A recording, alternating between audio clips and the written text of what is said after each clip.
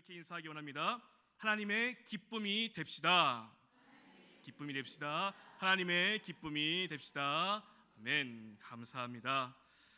이 시간 함께 나누는 이 말씀을 통해서 하나님을 기쁘시게 하는 것이 무엇인지 함께 깨닫는 복된 시간 될 수 있기를 간절히 소망합니다. 우리 성도님들 중에서 손주들을 키워보신 분들은 잘 아실 것 같은데요, 요즘은 육아 서비스가 잘 되어 있어가지고 아이 돌봄 서비스가 있습니다. 그래서 부모의 맞벌이나 아니면 돌봄에 필요한 가정에 찾아가서 이 아이 돌보미가 함께 양육을 부담하는 그런 서비스를 하고 있습니다. 저희도 그 조건이 돼가지고 이제 다행히 지난달부터 하루에 몇 시간씩 와주셔서 그 선생님이 아이들을 봐주십니다. 덕분에 저희 사모도 좀 쉴 수도 있었고 개인적인 시간도 이렇게 보낼 수도 있었습니다. 근데 이 서비스를 하면서 걱정이 된 것이 한 가지 있었습니다. 그것이 무엇이냐면 과연 좋은 분이 오실까 하는 것이었습니다. 육아의 전부는 아니지만 그래도 일정 시간 우리 아이들을 맡기는 것이니까 좋은 분이 오셨으면 좋겠다라는 마음이 있었고요. 또 아이가 하나가 아니고 둘이니까 또 걱정이 많이 되었습니다.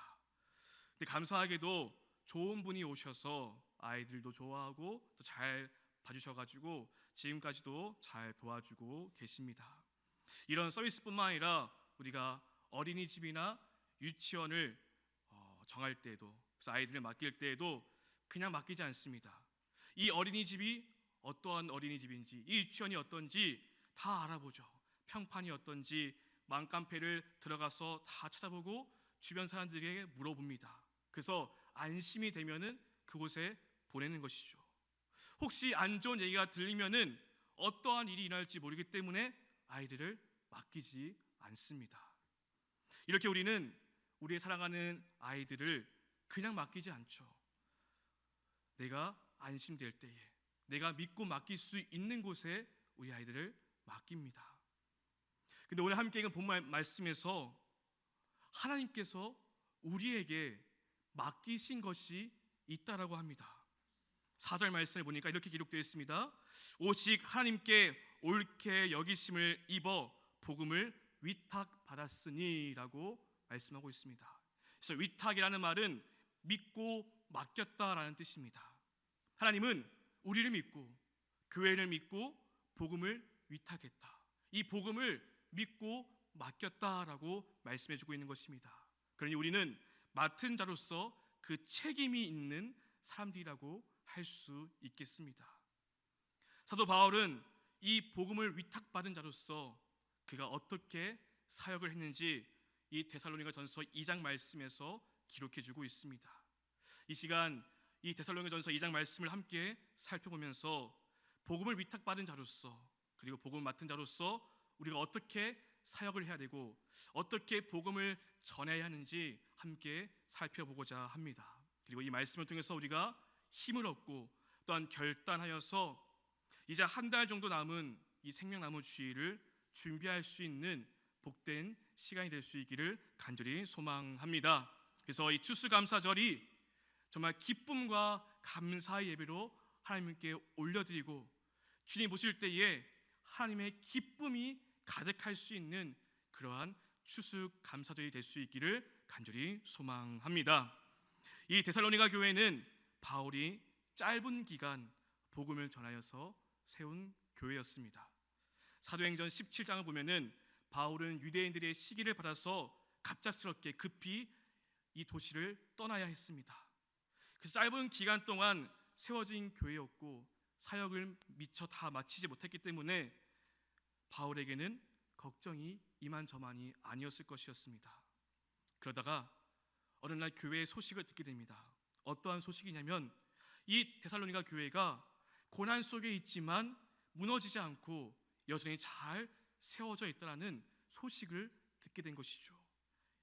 이에 대해서 바울은 감사한 마음과 그 인사를 담아서 이 편지를 쓴 것이고, 내가 지금 당장은 데살로니가에 가고 싶지만 그렇지 못하는 사정을 또한 말해주고, 또한 다 말해주지 못했던 그 신앙에 대한 부분들을 써서 보냈던 편지가 바로 이 데살로니가 전서입니다. 1장의 말씀을 보면은 이 어려운 여건 속에서도 신앙의 성장을 이룬 데살로니가 교회를 칭찬하며 격려하고 있고요. 그 다음 2장 말씀에서는 바울이 지난 날 동안에 복음을 어떻게 전하게 되었는지, 그래서 그들이 어떻게 이 복음을 받아들였는지를 기록해주고 있습니다. 본문 1절 말씀에 이렇게 기록되어 있습니다.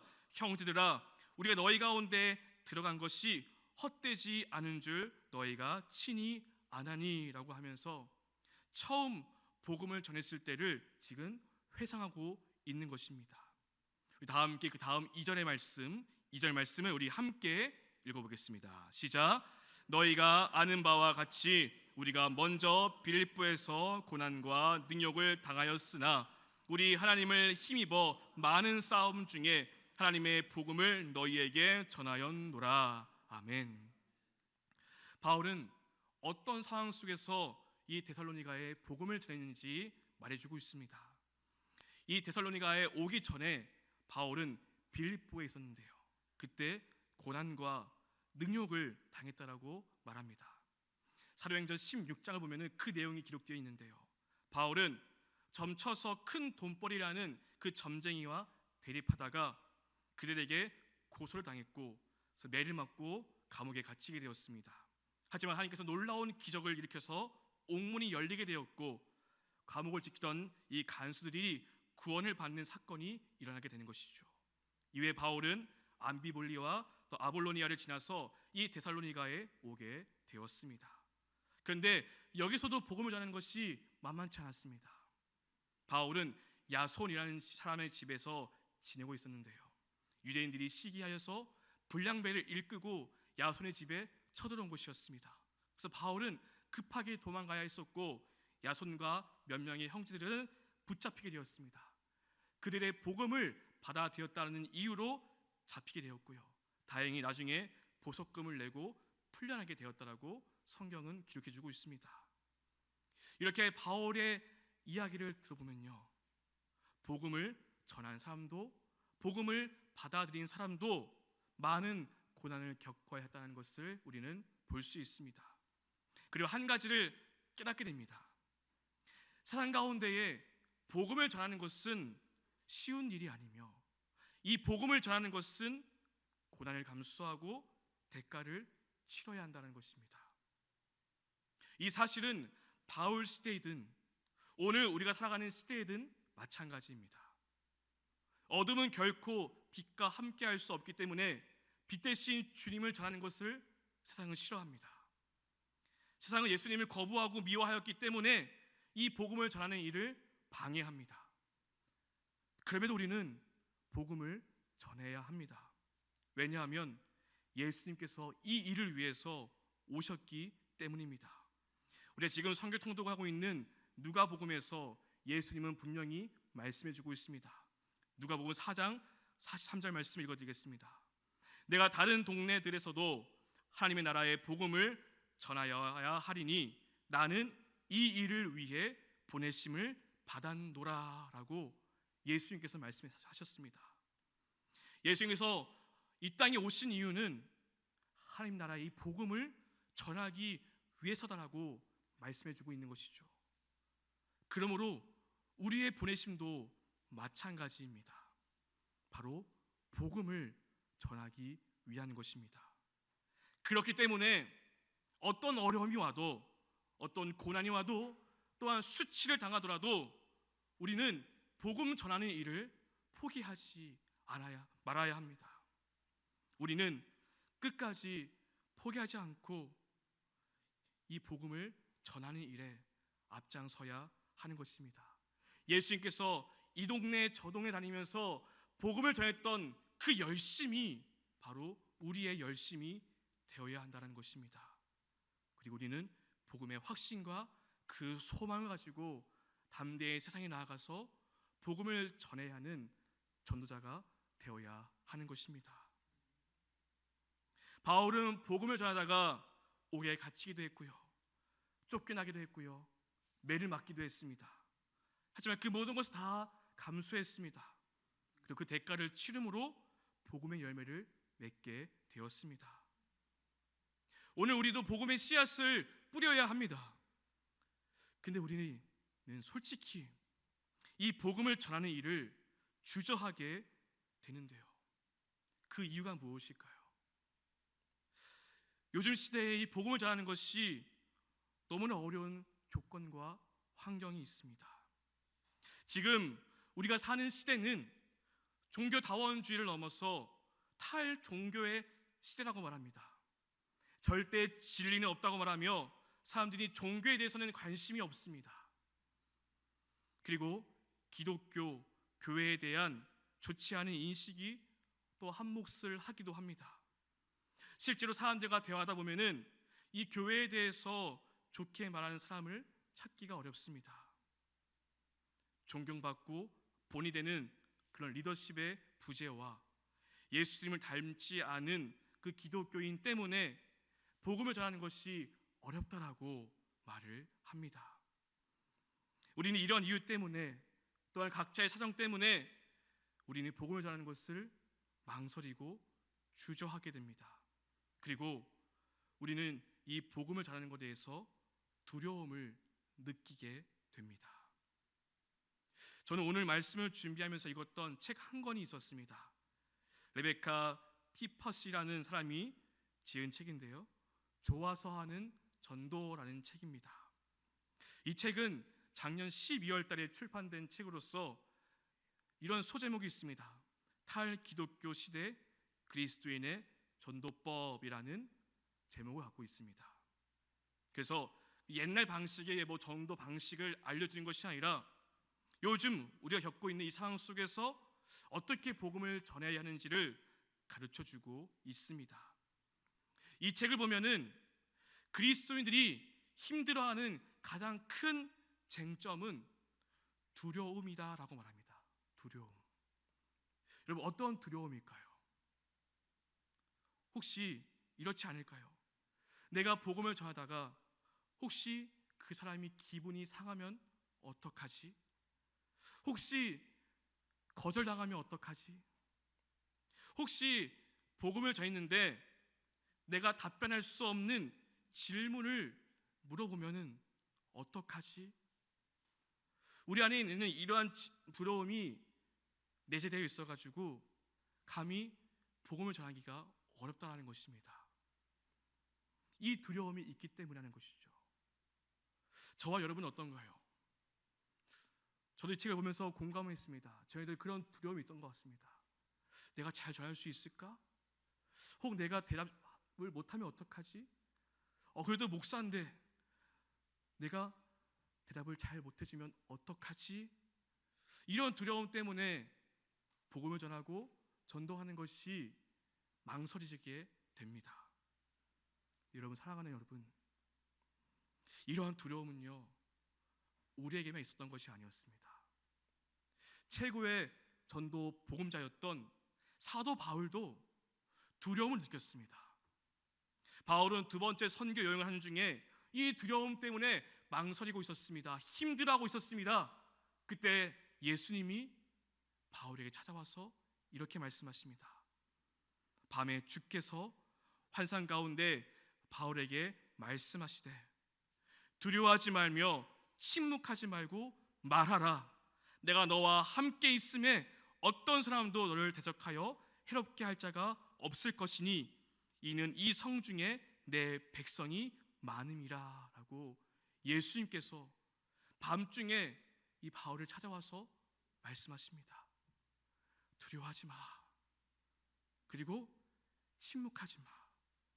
말하라 라고 합니다. 내가 너와 함께 있다라는 것을 다시 확인시켜 줍니다. 제가 좀 전에 소개해줬던 그 책에 이렇게 말하고 있습니다. 두려움을 느끼는 것은 당연하다. 문제는 우리가 두려움에 순종할 것인가 아니면 주님께 순종할 것이냐이다.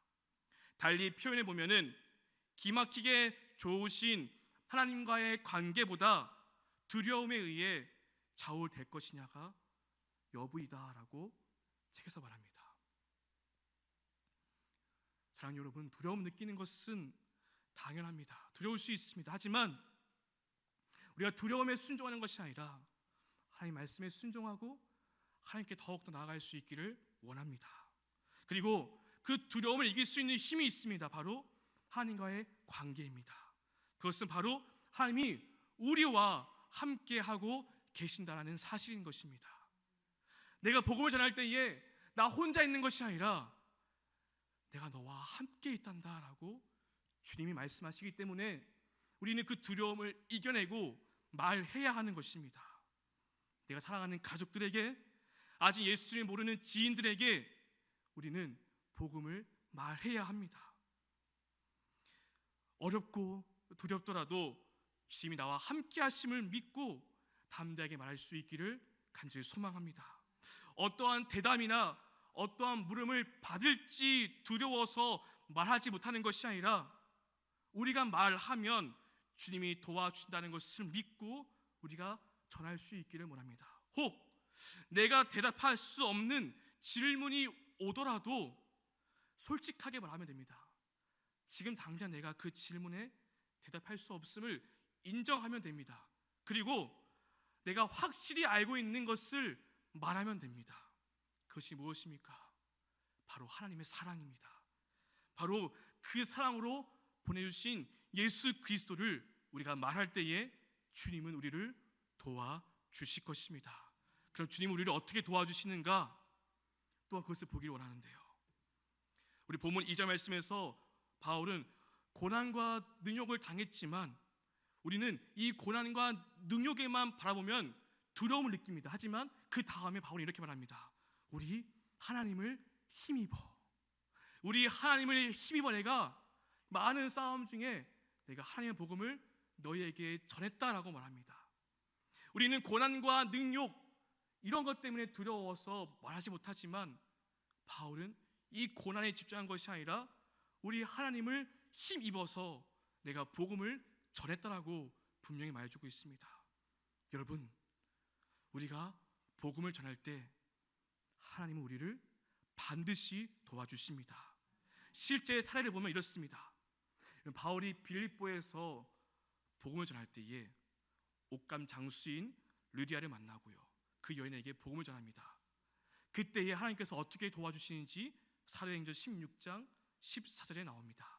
읽어드리겠습니다.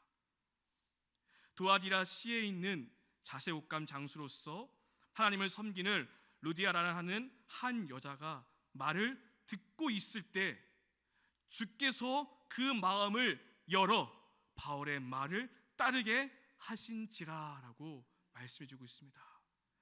여러분, 그 여자가 듣고 있을 때에 주님께서 어떻게 하셨다고요? 그의 마음을 열어주셨다. 그래서 바울의 말, 그 복음을 따르게 하셨다라고 말해주고 있습니다. 다시 말해서 말하는 것은 바울의 몫이지만 마음을 열어서 받아들이도록 하는 것은 하나님께서 하시는 일이라는 것입니다. 여러분, 전도는 사람의 일이지만 믿음을 주시는 것은, 마음의 문을 여는 것은 하나님의 일입니다. 우리는 입술을 열면 되는 것입니다. 하나님은 우리의 입술을 사용하셔서 그 마음의 문을 열게 하시고 그 마음의 문을 열어서 그 복음을 받아들이도록 도와주신다는 것입니다. 하나님은 그냥 잘 하나 못하나, 잘 전하나 못하나 뒤에서 그냥 지켜보는 것이 아니라 우리가 말할 때에 우리와 함께 하셔서 우리의 말이 그냥 말로 끝나는 것이 아니라 그의 마음에 들어가도록 그 마음의 문을 열어주신다는 것입니다. 그리고 우리는 주께서 그 마음의 문을 열도록 기도하는 마음으로 예수님을 전하면 되는 것입니다. 우리가 예수님에 대해서 말했지만 혹 거절당하더라도 우리는 실패한 것이 아닙니다. 하지만 시도하지 않는 것은 그것은 실패가 될 것입니다. 우리는 하나님을 힘입어서 하나님의 도우심으로 이것 복음을 전할 수 있기를 원합니다. 하나님이 당신을 사랑하십니다. 예수님이 저와 당신을 위해서 십자가에서 죽으셨습니다. 내가 예수님 만나니 너무나 행복합니다. 이 간단한 말을 전할 때에 우리 주님께서 그 마음의 문을 열 수 있도록 계속해서 은혜를 부어주실 줄 믿습니다. 이 믿음으로 우리가 두려워하지 않고 우리의 입술을 열어서 사람들을 초청할 수 있기를 주님의 이름으로 축원드립니다. 마지막으로 본문 4절의 말씀을 함께 읽어보겠습니다. 시작. 오직 하나님께 옳게 여기심을 입어 복음을 위탁받았으니 우리가 이와 같이 말함은 사람을 기쁘게 하려 함이 아니요 오직 우리의 마음을 감찰하시는 하나님을 기쁘시게 하려 함이라. 아멘. 바울은 복음을 위탁받았다고 합니다. 하나님이 맡겨주신 것인데요, 그 앞에 이러한 설명이 붙어 있습니다. 오직 하나님께 옳게 여기심을 입어 복음을 위탁받았으니 라고 말합니다. 여러분, 하나님께서 옳다고 여기셨다는 것은 무슨 뜻일까요? 그래서 옳게 여기심을 입었다라는 뜻은 검토하다, 시험하다라는 뜻이 있어서 입증되었다라는 뜻입니다. 입증되었다. 무슨 말이냐? 하나님은 바울이 이 복음을 맡기에 적합한 사람이라는 것을 인정하셨다는 것입니다. 하나님께서 인정하셨기 때문에 그 복음을 내가 너에게 맡겼다라고 말씀하시는 것이죠. 그래서 바울은 맡겨진 그 복음을 전했습니다. 우리가 이 말씀을 보면서 혹 이러한 생각을 할지 모르겠습니다. 바울이니까 이런 인정 받는 거 아닙니까? 저는 바울과 같지 않습니다. 바울처럼 지식이 뛰어나지도 않고요, 능력도 없고 힘도 없습니다. 저는 자격이 없는 것 같습니다. 하나님이 나에게 복음을 맡기시지 않은 것 같습니다 라고 혹 생각하실지 모르겠습니다. 여러분, 과연 하나님은 바울이 갖고 있는 그 지식 때문에, 그가 갖고 있는 능력 때문에 이 복음을 맡기신 것일까요? 그렇지 않을 것입니다. 저와 여러분 안에 이 복음에 대한 확신이 있다면 우리에게도 자격이 있는 것입니다. 저와 여러분 손에 이 복음이 들려 있다면 우리는 바울처럼 이 복음을 맡은 자가 된 것이라는 것입니다. 데살로니가전서 2장 말씀을 보면요, 바울이 뛰어난 지식과 달변으로 복음을 전하지 않았습니다. 그런 내용 나오지 않습니다. 대신 그에게 두 가지를 찾아볼 수 있었습니다. 그것이 무엇이냐? 첫째는 그는 하나님을 기쁘시게 하고자 했다는 것입니다. 그의 마음 가운데는 하나님을 기쁘시게 하고자 하는 마음이 있었다는 것입니다. 그래서 4절 하반절에 우리가 이와 같이 말함은 사람을 기쁘게 하려 함이 아니요 오직 우리의 마음을 감찰하시는, 다시 말해서 우리의 마음을 살피시는 하나님을 기쁘게 해드리려고 하는 것입니다 라고 말합니다. 여러분, 복음을 전하면 하나님이 기뻐하십니다. 그래서 이런 찬양이 있지 않습니까? 이런 복음성가 있습니다. 예수님 기뻐 노래하시리 잃어버린 영혼 돌아올 때, 예수님 기뻐 춤추시리 잃어버린 영혼 돌아올 때. 여러분 들어보셨죠? 예수님 언제 춤추시나요? 언제 기뻐하시나요? 잃어버린 영혼 돌아올 때에. 우리가 복음을 전할 때에 우리 하나님께서 기뻐하신다라고 분명히 말씀해 주고 있습니다. 바울은 사람의 인정, 사람의 기쁨이 아닌 이 한 가지, 하나님께서 기뻐하실 것 그 한 가지만 바라보고 그는 복음을 전했던 것이었습니다. 그에게는 이 마음이 있었습니다. 두 번째, 바울에게는 사랑이 있었습니다. 8절 말씀에 이렇게 기록되어 있습니다. 우리가 이같이 너희를 사모하여 하나님의 복음뿐 아니라 우리의 목숨까지도 너희에게 주기를 기뻐함은 너희가 우리의 사랑하는 자 됨이라 라고 말씀합니다. 여러분, 우리가 복음으로 접근하고자 하는 그 근거는 사랑이 되어야 합니다. 사랑. 우리가 다른 사람들에게 다가가서 복음을 전할 수 있는 그 힘은 바로 사랑으로부터 나와야 한다는 것입니다. 하나님께서 세상을 이처럼 사랑하사. 그 사랑으로 우리가 구원받았습니다. 그 사랑처럼 우리도 사랑해야 한다는 것입니다. 바울은 내가 하나님의 복음뿐만 아니라 내 목숨까지도 너에게 줄 정도로 내가 너희를 사랑했다라고, 사랑한다라고 그 진심을 전하고 있습니다. 그렇기에 그 다음 9절 말씀을 보면은 형제들아 우리의 수고와 애쓴 것을 너희가 기억하리니 라고 말합니다. 바울에게는 사랑이 있었기 때문에 수고와 애씀이 있었다는 것입니다. 이 사랑이 있었기 때문에 수고와 애씀이 가능했던 것이었습니다. 우리도 마찬가지입니다. 우리에게도 사랑이 있을 때에 수고와 애씀을 통해서 복음을 전할 수 있는 것입니다.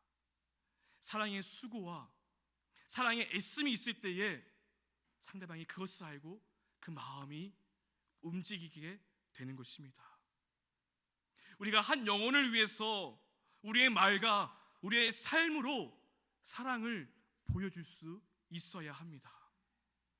근데 억지로 사랑하는 것이 아닙니다. 억지로 사랑을 하는 것이 아니라 내가 지금 누리고 있는 이 사랑을 보여주면 되는 것입니다. 우리가 가지고 있지 않은 것을 다른 사람에게 줄 수 없습니다.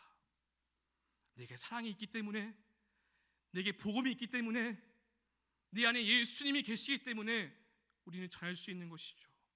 우리가 품고 있는 그 십자가의 사랑, 내가 지금 누리고 있는 하나님의 은혜를 통해서 수고와 애씀으로 우리는 복음을 전해야 한다는 것입니다. 전도는 그냥 되어지지 않습니다. 반드시 수고와 애씀이 필요하다는 것을 꼭 기억할 수 있기를 원합니다. 사랑하는 여러분, 우리가 전도할 때 혹 전도가 잘 되지 않으면 이렇게 말하기로 합니다. 다 때가 있겠지. 다 때가 있겠지. 자녀들에게 복음 전할 때, 우리 가족들에게 배우자에게 전도할 때 잘 되지 않으면 아휴, 다 때가 있겠지. 예, 맞습니다. 분명히 때가 있습니다. 씨를 뿌리자마자 바로 열매가 맺히지 않는 것이죠. 열매가 맺히기까지 시간이 필요하고 수고와 애씀과 가꿈이 필요합니다. 이와 마찬가지로 우리도 이 전도의 열매를 맺기 위해서는요, 시간과 수고와 애씀이 반드시 선행되어져야 합니다. 그런데 그냥 언젠간 되겠지라는 막연한 생각으로 그저 기다리는 것과 주님이 나를 먼저 믿게 하셨으니, 나에게 이 복을 맡겨주셨으니 라는 마음으로 수고하고 애쓰면서 기다리는 것은 전혀 다릅니다.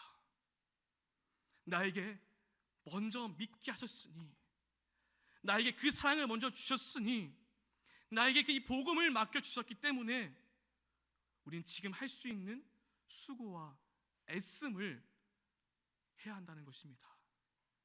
내 시간을 써야 합니다. 내 에너지를 써야 합니다. 내 물질을 써야 할 때도 있어야 합니다. 한 영혼을 위해서 작정하며 기도할 수 있어야 합니다. 하나님은 지금 그 한 영혼을 위해서 한 영혼이 돌아오기를 바라는 마음으로 지금도 참고 기다리고 계십니다. 우리는 이 하나님의 기다림이 하나님의 기쁨이 될 수 있도록 멈추지 않고 이 부르심에 집중할 수 있게 되기를 간절히 원합니다. 매년 돌아오는 이 생명나무 주일, 부담과 스트레스가 되는 것이 아니라 수고하고 애써 볼 수 있는 시간이 될 수 있기를 소망합니다. 거절에 대한 두려움 때문에 머뭇거리는 것이 아니라 하나님을 힘입어서 우리가 예수님을 전할 수 있는 그런 시간이 될 수 있기를 원합니다. 그리고 간절히 바라옵기는 이 기간을 통해서 십자가와 그 부활의 복음을 더 붙들 수 있는 우리 모두가 될 수 있기를 소망합니다. 작년에 열매가 없다라고 실망하고 끝나는 것이 아니라 올해 하나님께서 또 맺게 하실 그 열매를 기대하는 마음으로 우리가 이 전도하는 일에 앞장서서 함께 할 수 있게 되기를 주님의 이름으로 축원드립니다. 기도하겠습니다. 사랑하는 하나님, 복음을 전하는 것이 쉽지 않고 때로는 부담으로 다가왔던 것이 사실입니다. 하지만 우리는 포기할 수 없습니다. 아니, 포기하지 않겠습니다. 주님이 우리를 포기하지 않고 지금까지 인도하셨듯이 지금 우리 마음속에 있는 그 한 사람, 우리가 품고 있는 그 한 사람이 주님께 돌아올 때까지 우리가 포기하지 않겠습니다. 우리가 그 부르심에 응답하여 복음을 위탁받은 자로서 하나님을 기쁘시게 하는 우리 새로운교회가 되게 하여 주시옵소서. 거절당함을 두려워하지 않고 끝까지 사랑으로 품을 수 있도록 주님의 사랑으로 충만하게 채워 주시옵소서. 그래서 수고와 애씀으로 우리가 나아갈 때에 하나님께서 그 마음의 문을 활짝 열어주시고 그 마음에 감동이 되어 함께 성전에 나와 예배드릴 수 있도록 하나님 함께하여 주시옵소서. 그래서 생명나무 주일이 하나님께서 기뻐하시는 잔치와 같은 예배가 되게 하여 주시옵소서. 이제는 우리 주 예수 그리스도의 은혜와 하나님 아버지의 크신 사랑과 성령님의 내주하심과 능력 주심이 이 시간 주님의 부르심에 응답하여 한 영혼을 품고 주님께 돌아오도록 결단하는 주님의 자녀들 위해 예수 그리스도의 복음을 품고 세상을 향해 나아가는 주님의 제자들 위해 지금부터 영원히 함께하여 주시기를 간절히 축원하옵나이다. 아멘.